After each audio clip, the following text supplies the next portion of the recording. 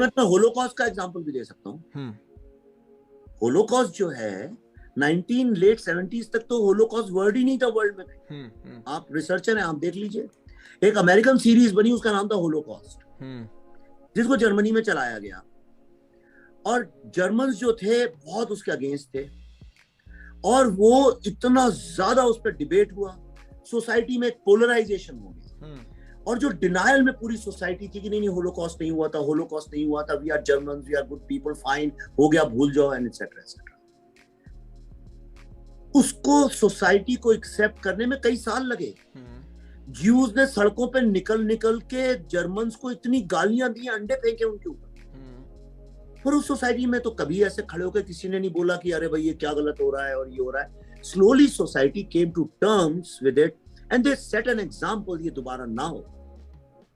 आज इंडिया में एक इतना बड़ा जेनोसाइड हुआ है, इतना बड़ा जेनोसाइड कि जो 100% एक हिंदू लैंड था, सिविलाइजेशनल लैंड था, जो भारत की जितनी भी ज्ञान की गंगा है, जो नॉलेज है, सारी वहां से प्रभाव उसका चालू होता है।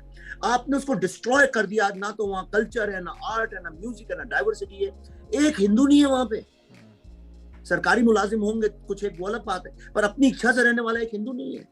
उसके खिलाफ आज तक किसी ने एक शब्द नहीं बोला। मेरी फिल्म जिसने भी देखी है, वो आदमी कहता है कि इसमें ना तो मुस्लिमों की बुराई है, ना पाकिस्तान की बुराई। पाकिस्तान तो वर्ड हमने यूज ही नहीं किया है, हमने तो मुस्लिम वर्ड फिल्म में कहीं यूज ही नहीं किया है। जहां जहां हिंदू वर्ड था उसको भी हटा दिया हमने एडिट में। हमने तो जो हुआ बस वो दिखाया है, which is so fact based. तुमने फिल्म देखी है नहीं देखी मुझे पता नहीं।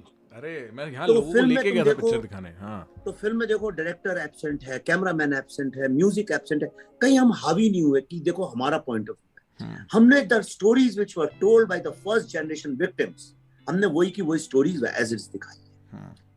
होलोकॉस्ट के बाद राइट, वर्ल्ड में किसी भी जर्नलिस्ट की हिम्मत है, जो इंडिया में जो लोग नेट पिकिंग कर रहे हैं, जो सवाल उठा रहे हैं कि भाई उस लड़के ने क्या बोल दिया एक सिनेमा, एक एग्जांपल, दूसरा नहीं है कोई। स्टीवन स्पीलबर्ग से तो आज तक किसी की हिम्मत नहीं सवाल पूछने की भाई शिंडलर्स नाम का आदमी था भी कि ये फिक्शन है।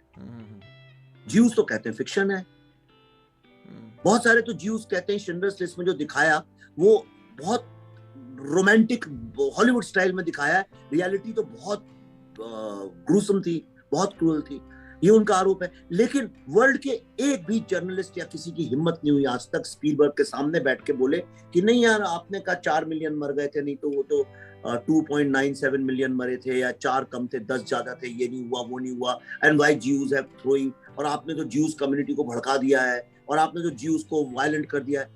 ऐसा तो किसी ने कभी नहीं बोला। तो ये तो एक मिरर है, ये तो आपका रिफ्लेक्शन दिखा रहा है कि आप कितने बड़े हिपोक्रेट हैं अगर आप इस फिल्म पे सवाल उठाते हैं और शिंडलर्स लिस्ट पे नहीं। तो मेरा ये मानना है कि पोलराइजेशन एक could be an issue, but in the interest of truth अगर सोसाइटी जागती है और देखती है XYZ ABC चाहे वो कुछ भी हो, और उससे अगर इमीडिएट रिएक्शन पोलराइजेशन का आता है तो कोई प्रॉब्लम नहीं है, as long as things don't go out of control. And पता नहीं, maybe this is just my consciousness, this is maybe just my fear कि ऐसा ना हो जाए इस चक्कर में कोई एक फैनेटिक इंसिडेंट ऐसा हो जाए जो इस फिल्म को इसकी ग्रेस से यू नो उस पर वो एक स्टेन लगा दे।